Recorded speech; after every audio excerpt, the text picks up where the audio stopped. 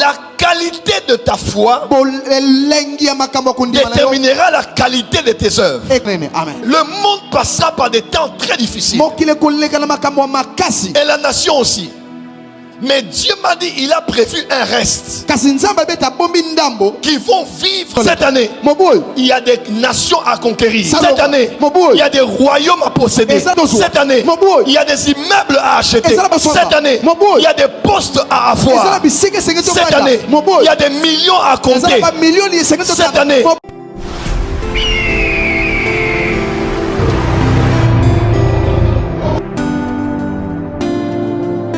30 minutes sur le thème le prix des plus grandes œuvres. Le thème c'est l'année des plus grandes œuvres. Tiré de Jean 14 verset 12, Jésus dit celui qui croit en moi fera aussi les œuvres que je fais et il en fera de plus grandes.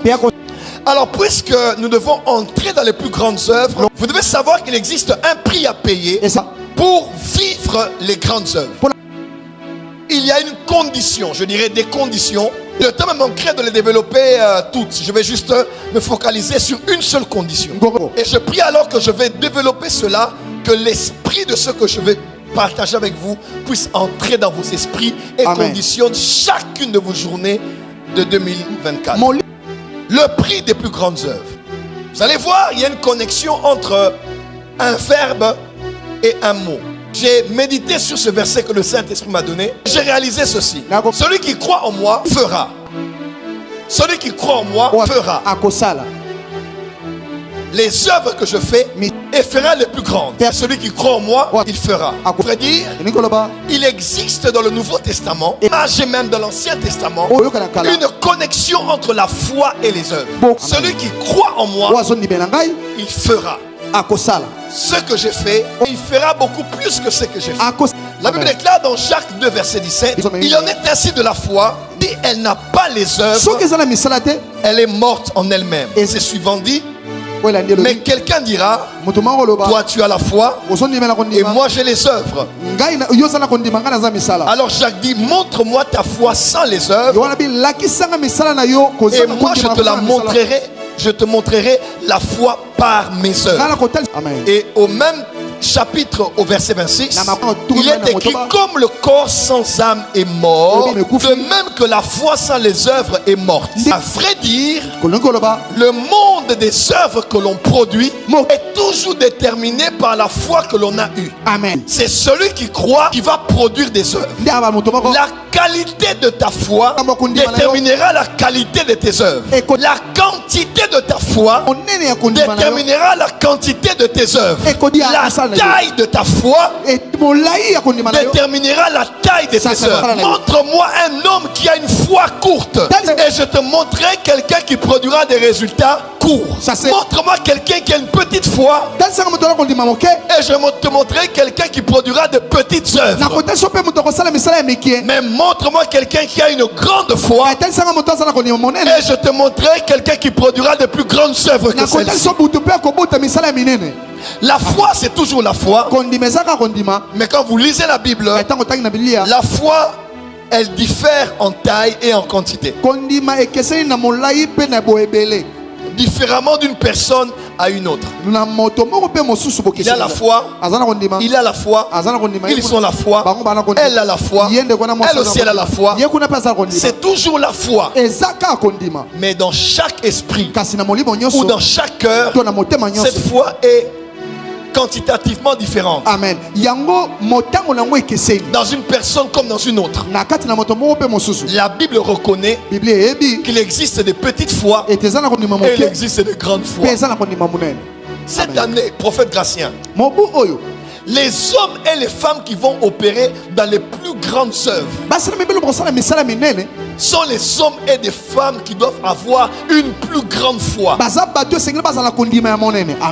monde passera par des temps très difficiles. Et la nation aussi. Mais Dieu m'a dit, il a prévu un reste qui vont vivre les exploits de l'Éternel. J'ai déjà vu Dieu faire avec moi des choses. Mais je crois que cette année, il y a des plus grandes œuvres. Amen. Seulement, les œuvres sont la résultante de la foi. Et la quantité des œuvres est en fonction de la quantité de la foi. La qualité des œuvres est déterminée par la qualité de la foi. Tout ce dont tu as besoin aujourd'hui, c'est d'une foi qui est au niveau des œuvres que tu dois produire. Luc 17, verset 5. Les apôtres dirent au Seigneur, augmente-nous la foi. Face à un défi, ils n'ont pas dit qu'ils ont manqué la foi. Ils n'étaient ni athées ni incrédules. Mais ils ont su ce jour-là que ce degré de montagne exigeait une autre dose de foi que celle que nous avons. Ton vrai problème à toi, c'est la foi. Ton vrai problème à toi, c'est la foi. Ils ont dit, Seigneur, augmente-nous la foi. Je ne prêcherai pas sur les choses qui font que la foi puisse augmenter. Peut-être que j'en parlerai, mais écoutez d'abord ceci. Il y a donc ceux qui ont des petites foi et ceux à qui on doit augmenter la foi pour qu'ils aient une grande foi. Matthieu 8, verset 10 et 26.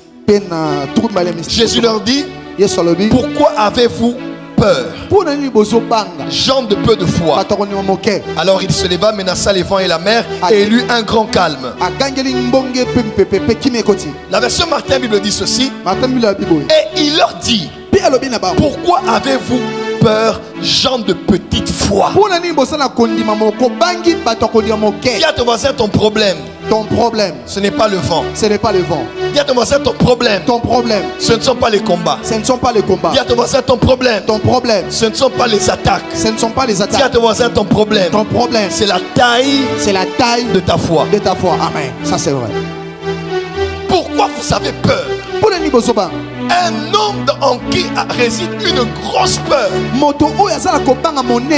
un homme en qui réside une petite foi. Ça c'est vrai. Parce que plus on a de peur, moins on a de foi. Et plus on a de foi, moins on a de peur. Il y a des hommes et des femmes qui n'ont peur de rien. Pourquoi? C'est comme une balance. Lorsque le poids à droite pèse plus, il crée un déséquilibre. J'aimerais dire à quelqu'un ce soir que ta foi ne soit plus petite. La petite foi que tu avais était bonne pour 2023. Cette année, il y a des nations à conquérir. Cette année, il y a des royaumes à posséder. Cette année, il y a des immeubles à acheter. Cette année, il y a des postes à avoir. Cette année, il y a des millions à compter. Cette année, il y a des concessionnaires à visiter. Cette année, il y a des billets à acheter. Cette année, il y a des projets à réaliser. La petite foi de 2023 n'a pas le droit d'entrer en 2024.